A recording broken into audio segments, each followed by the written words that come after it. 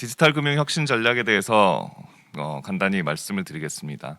먼저 금융 환경 그리고 그간의 금융 혁신 전략 그리고 향후의 금융 정책 방향에 대해서 세 가지 섹터로 나누어서 발표를 하겠습니다. 금융 환경에 대해서 요즘에 나오는 키워드는 데이터와 네트워크와 AI입니다. 이 세 가지 키워드를 통해서 금융이라든가 금융이 아닌 다른 영역도 비대면화가 많이 진행되고 있고요. 디지털 트랜스포메이션이 활발하게 일어나고 있습니다. 이런 디지털 트랜스포메이션으로 인해서 4차 산업혁명이 급격하게 진행되고 있다, 이렇게 볼 수 있습니다. 이것은 데이터를 기반한 땡땡 시대로 전환을 의미합니다. 이 네 가지 초를 보면요, 초지능화, 초개인화, 초연결화, 초융합화를 말씀드릴 수 있습니다. 초지능화라는 것은 인간이 개인의 기억에 그리고 개인의 판단에 의존하던 시대에서 이제는 AI의 정확한 판단 그리고 거대한 데이터를 통한 분석으로 진화되고 있다는 것입니다. 그리고 모든 상품들이 금융상품이나 비금융상품 마찬가지로 모든 개인에게 딱 맞춤형 상품이 나올 수가 없었는데요. 빅데이터를 기반으로 초개인화된 상품이 나오고요. 초연결화가 되고 있습니다. 우리가 연결될 수 있는 사람이 그동안 몇 명이었다고 생각하십니까? 그러나 이제 인스타그램, 페이스북, 다양한 SNS를 통해서 전 세계 많은 사람들이 연결이 되고 있습니다. 그리고 마지막으로 초융합화입니다. 초융합화라는 것은 금융과 비금융 그리고 산업과 금융이 다양한 방식으로 연결이 되고 융합되고 있다는 것입니다. 그래서 금융 서비스는 어떻게 변하고 있느냐라고 말하면 크게 세 가지로 말할 수 있습니다. 금융 서비스라는 게 무형 서비스지만 이제 눈으로 보고 손으로 만질 수 있는 유형화되고 있다. 그리고 상품의 주기, 생산, 소비, 판매의 체인이 점점 더 단축되고 있다. 그리고 금융거래 데이터를 통해서 금융 소비자의 행동을 분석해서 금융 소비자들이 정말 원하는 상품이 무엇인지에 대해서 알고 그 상품이 나오고 있다고 말씀드릴 수 있습니다. 그래서 그동안 정부가 했던 디지털 금융 혁신 전략에 대해서 몇 가지 말씀을 드리겠습니다. 가장 유명한 것이 마이데이터입니다. 마이데이터라는 것은 정보 주체의 개인정보 이동권을 바탕으로 금융회사나 어떤 비금융 플랫폼에 있는 자기의 신용정보를 자기 원하는 플랫폼으로 옮겨서 모든 정보를 한눈에 볼 수 있는 서비스입니다. 그래서 이 데이터를 통해서 본인은 자신의 정보를 효율적으로 관리를 할 수 있고요. 그 다음에 금융 플랫폼이나 비금융 플랫폼 모두 데이터를 공평하게 이용할 수 있게 됩니다. 그리고 이 모든 것은 안전한 데이터 관리를 바탕으로 이루어지고 있습니다. 두 번째는 오픈뱅킹입니다. 마이데이터가 본인의 데이터를 이동시키는 것이라면 오픈뱅킹은 본인의 지급 결제를 오픈하는 것입니다. 그래서 자신이 어떤 은행에서 다른 은행으로 계좌를 옮길 때 모든 은행의 앱에 다 가입하지 않더라도 한 은행의 앱을 통해서 모든 정보를 보고 그리고 송금까지 할 수 있는 서비스를 말합니다. 이것은 금융 혁신을 촉진시키고 다양한 금융 서비스를 나타나게 할 수 있는 기반을 마련해 주고 있습니다. 다음입니다. 이러한 마이데이터와 오픈뱅킹의 이제 기반이 되는 제도가 있습니다. 이것이 규제 샌드박스입니다. 규제 샌드박스라는 것은 어떤 혁신적인 아이디어가 제도적으로 뒷받침되지 않더라도 작은 핀테크 기업이라든가 스타트업들이 미리 연습을 해볼 수 있는 기회를 주는 것입니다. 그리고 연습을 위해서 필요한 것은 본인의 아이디어가 실제로 상업적으로 이용될 수 있는지에 대한 테스트가 필요한데요. 그것은 데이터를 기반으로 합니다. 그래서 디테스트 베드, 즉 스타트업에게 충분한 연습 데이터를 줄 수 있는 디테스트 베드도 만들었습니다. 향후의 디지털 금융 혁신 방향에 대해서 말씀드리겠습니다. 이 방향에서 저희가 먼저 생각해 봐야 될 것은 인류의 발전 역사입니다. 인류는 예전부터 연결에 대한 욕망과 꿈이 있었습니다. 그래서 연결의 시작은 바퀴의 발견이라고 생각합니다. 바퀴가 없었던 시대에 우리가 만날 수 있었던 사람과 바퀴가 생기고 나서 만날 수 있었던 사람의 범위는 엄청나게 다르죠. 그것이 말과 그리고 낙타를 통해서 사막을 건넌 사람들까지 만나게 됩니다. 그 이후에는 범선을 통해서 바다를 건너서도 연결이 되었죠. 그 다음을 또 볼까요? 왼쪽에 마호메드와 아라비아 정화입니다. 이 대항해 시대를 통해서 사람들은 바다 건너 저편에 있는 에도 사람이 있고 그들과 소통할 수 있게 되었다는 걸 알게 됩니다. 더 발전해서 콜럼부스와 마젤란 같은 사람들은 세계 일주를 했습니다. 이러한 연결이 1820년에 산업혁명을 낳았습니다. 산업혁명이라는 것은 결국 무엇이냐면 산업혁명이 나타났던 지역과 그렇지 않은 지역의 GDP 갭입니다. 이 GDP 갭이 1% 이상 벌어졌던 때가 바로 1820년입니다. 산업혁명 이런 것들은 전 세계적인 연결이 얼마나 되어 있느냐에 따라 GDP 갭으로 결과적으로 나타난 것이죠. 그 이후에 저희가 이제 지금은 생각이 안 나겠지만 세계 최초의 원거리 컴퓨터 네트워크 알파넷이 1969년에 만들어졌습니다. 지금으로 생각하면 거의 아무 효용이 없는 것이지만 이 연결의 관점에서는 중요한 역사적인 발견이라고 할 수 있고요. 그 다음에 1991년에 월드 와이드 웹 WWW가 처음 나타났습니다. 이러한 연결의 꿈이 이제는 데이터와 AI로 진화하고 있습니다. 우리가 이제 가진 데이터들이 많이 있었지만 그 데이터들은 모여질 수 없었습니다. 그러나 인터넷이나 PC를 통해서 우리가 검색한 것들이 한 플랫폼에 모여지고 또한 전자상거래 플랫폼을 통해서 우리가 구매한 것들 이런 것들이 플랫폼으로 모여지면서 데이터가 축적되기 시작했죠. 우리가 스마트폰을 쓰기 시작하면서 그 데이터들은 엄청나게 증가하기 시작합니다. 우리가 컴퓨터를 손에 들고 다닐 거라고 상상을 못했을 겁니다. 그러나 이제 스마트폰인 인류의 필수품이 되었죠. 이러한 빅데이터들이 클라우드 컴퓨팅을 통해서 분석이 됩니다. 이 분석은 클라우드 컴퓨팅 서비스 안에 있는 AI를 통해서 SaaS를 통해서 분석이 되기 때문에 굉장히 많은 현실적인 결과를 낳을 수 있었습니다. 그 중에 하나가 그 자율주행차라고 말씀드릴 수 있습니다. 예전에 자동차에 대해서는 어떻게 생각을 했냐면 자동차는 운전하는 맛으로 운전을 하잖아요. 그러나 이제 자율주행차를 통해서 사람은 제가 보기에 얼마 후 지나지 않아서 운전을 하지 않고 엘리베이터처럼 차를 타게 될 것입니다. 이것은 차에 대한 개념이 완전히 바뀐 것이죠. 그 다음으로 보면 이제 핸드폰에 대해서 스마트폰에 대해서 얘기를 좀 할 수 있겠는데요. 저희 그림에 보시면 X 디바이스를 적어놨습니다. 지금은 우리의 생활의 플랫폼, 생활의 어떤 디바이스의 기본은 스마트폰이었죠. 그러나 앞으로는 어떤 디바이스가 나타나서 그것이 우리 생활의 가장 중요한 도구가 될지 아무도 모르는 상황이 되었습니다. 이러한 데이터와 AI를 통해서 생산자와 소비자는 서로 상호작용을 하고 생산자들은 융합적이고 복합적인 서비스를 소비자에게 제공을 합니다. 금융에서 보면 기업 금융과 개인 금융의 언번들링이 나타나고 있습니다. 언번들링을 간단히 설명을 드리면 언번들링이라는 것은 기존의 그 대출을 예를 들면 대출 심사와 신용평가, 대출 실행 판매가 모두 은행에서 이루어졌습니다. 그러나 이제는 그렇게 이루어지지 않죠.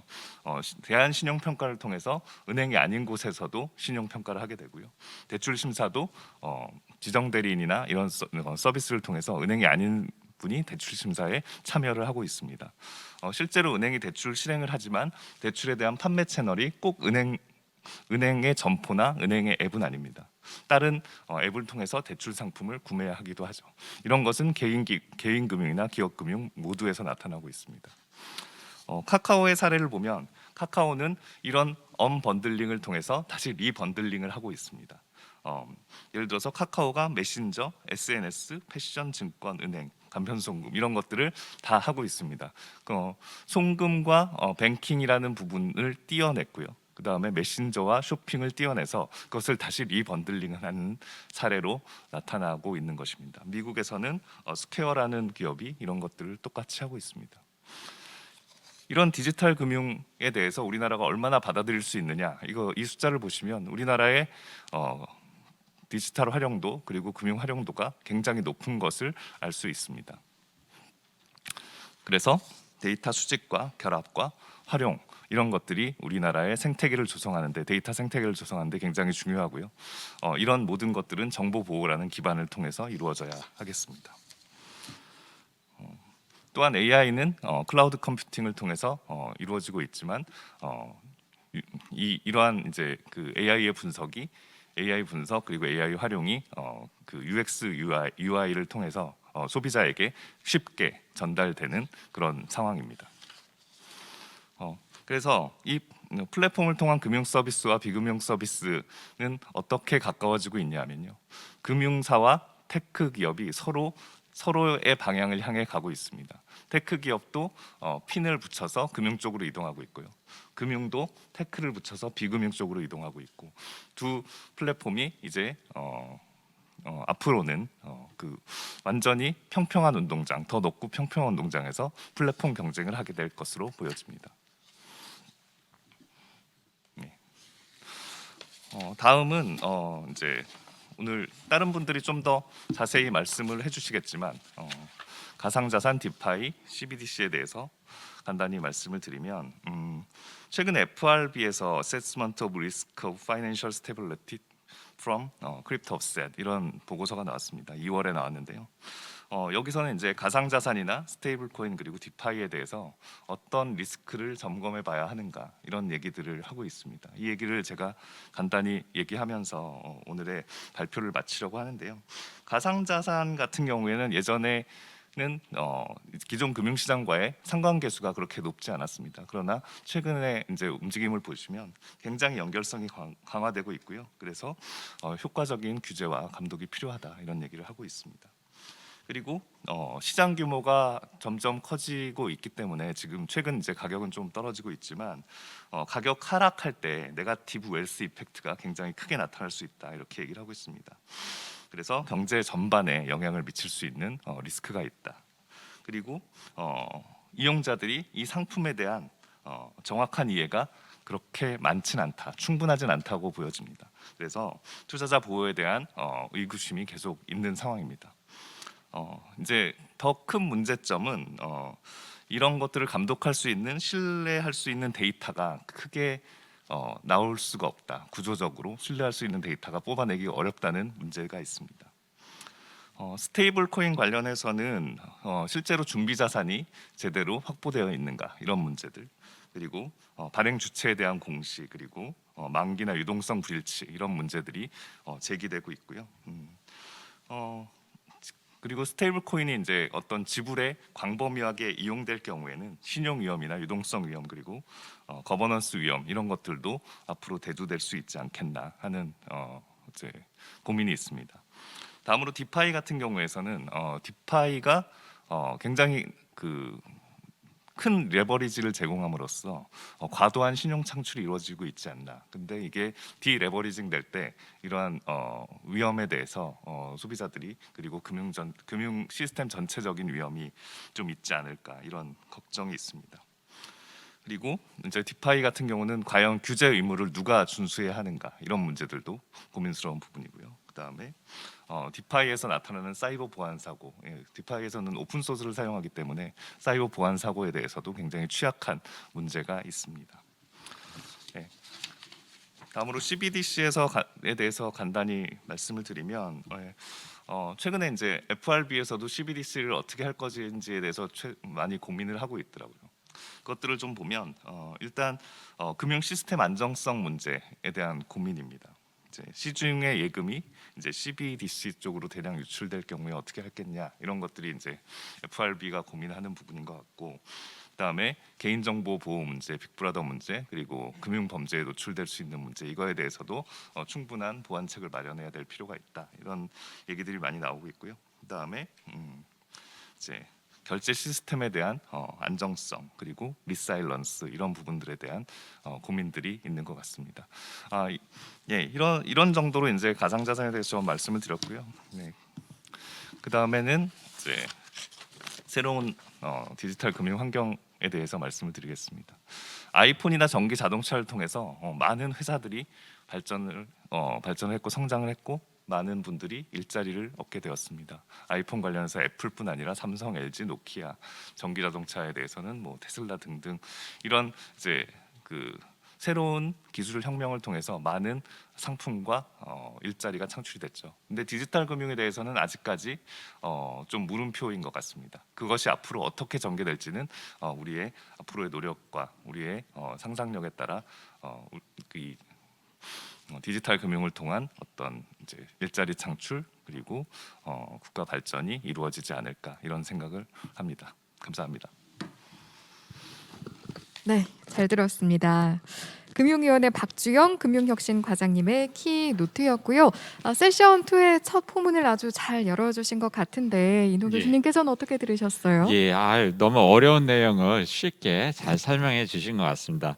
특히 이제 초지능화, 초연결화, 그리고 초융합화를 통해서 초개인화로 이렇게 됐는데 제가 볼 때는 이제 초금융화, 이제 금융을 넘어서 IT 플랫폼과 같이 결합되는 것을 볼 수가 있을 것 같습니다. 네. 그래서 아날로그 머니가 디지털 머니가 되면서 그 위에 디지털 금융, 결국 경제의 디지털 전환화가 이루어지고 있구나를 느낄 수 있는 좋은 발표였습니다. 네, 저 또한 많은 개념들을 좀 쉽게 이해할 수 있는 시간이 아니었나 싶습니다. 뭐 DNA를 통해서 디지털 혁신 금융을 여태까지 이끌었고 너무 그 선봉에 서서 온몸으로 다 감당하셔서 일단 감사의 말씀을 드리도록 하겠습니다. 근데 이제 한 가지 그 고민스러운 것은 우리 금융 인프라가 너무 좋잖아요. 뭐 크레딧 카드 받는 건 거의 누구나 다 받을 수 있고 뭐 그래서 굉장히 잘 보급이 됐는데 사실 중국에서는 크레딧 카드 쓰기가 굉장히 어렵잖아요. 또 신뢰가 또 없기 때문에. 근데 이제 거꾸로 모바일로 넘어가면서 모바일 결제가 오히려 중국이 발달되고 우리는 편리한 신용카드 때문에 모바일 결제로 넘어가지 못하고 있는 어떻게 보면 좀 후진 그런 역설적인 상황이 나왔습니다. 그래서 그러한 그 역설을 과연 이제 금융 당국에서는 어떻게 바라보고 있고 또 그것을 극복할 수 있는 어떤 전략이 있는 건지 또 다음을 위해서 모바일 결제를 넘어서 가상자산 결제로 바로 넘어가서 중국을 이길 수 있는 것이 아닌지 뭐 좀 말씀해 주시면 고맙겠습니다. 네, 너무 어려운 질문을 해주셔가지고 제가 쉬운 질문을 먼저. 혹시 인호 교수님은 은하철도 999 아시나요? 예, 잘 알고 있습니다. 너무 재밌게 이승희 봤습니다. 아나운서도 아시나요? 저도 물론입니다. 네. 네. 예, 은하철도 999의 배경이 몇 년도인지 아시나요? 사실 모르겠으니까 한번 추측이나 해볼까요? 2020년인가요? 작년입니다. 작년. 작년인가? 그래요? 은하철도 999를 21년이군요. 보시면 기차가 어둠을 헤치고 은하수를 건너갑니다. 그러니까 사람의 상상력이라는 거는 굉장히 재미있는 것 같아요. 백투더퓨처는 아시나요? 예. 알고 있습니다. 백투더퓨처의 미래가 몇 년도인지는 아시나요? 왠지 이미 지났을 것 같지 않나요, 교수님? 아닌가요? 2010년입니다. 2010년이고요. 역시. 그때 백투더퓨처에서 나왔던 것 중에 하나가 안경을 이렇게 누르면 결제가 되는 결제 시스템이었습니다. 그러나 그런 거는 구현되지 않았지만 또 다른 결제 시스템이 구현이 됐죠. 그래서 저는 중요한 거는 상상력이라고 생각을 합니다. 아까 이제 제 발표 자료에서도 말씀드렸지만 콜럼버스가 달걀을 찍었잖아요, 바닥에. 그게 이제 콜럼버스가 이제 세계 일주를 할 수 있는 상상력의 출발이었던 것 같고요. 또 한 가지 중요한 것은 실행력이 아닐까 생각을 합니다. 이 우리가 앞으로 나아갈 수 있는 세상에 대해서 저는 뭐 크레딧 카드 결제가 좋은지 그 이제 간편 결제가 좋은지에 대해서는 뭐 할 말은 많지만 다 말씀드릴 필요는 없고요. 지금 이제 크레딧 카드를 우리가 많이 써서 간편 결제가 뒤떨어졌다. 뭐 그런데 앞으로는 어떻게 될 거냐? 이것은 그냥 현상일 뿐인 거죠. 중요한 것은 우리가 무엇을 상상하고 그것을 어떻게 실행해 나갈 것인가가 중요한 게 아닌가. 그런 그게 생각이 그 소비자한테 하시는 말씀이에요? 아니면은 금융 당국 정책 입안자한테 하시는 말씀이에요? 금융 당국이 상상력과 실행력을 가지고 미래를 준비한다는 말씀이시겠죠? 네, 금융 당국도 마찬가지고 시장도 마찬가지겠죠. 알겠습니다. 예, 그다음에 또 그 눈에 특별히 띄는 부분이 CBDC 관련되는데요. 사실은 이제 디지털 자산이 비트코인 같은 경우는 이제 탈중앙화된 디지털 자산이잖아요. 그런데 이제 국가가 나서서 디지털 자산을 만드는 거죠. 그래서 중국에서는 디지털 위안화를 만들어지고 또 기업이 직접 디지털 자산을 만들고 또 NFT는 개인이 디지털 자산을 만들어서 누구나 가치가 있는 그런 것들은 다 디지털 자산을 만들어서 전 세계에 글로벌하게 판매할 수 있고 그걸로 돈을 벌고 살 수 있는 그런 세상이 이제 오고 있는데요.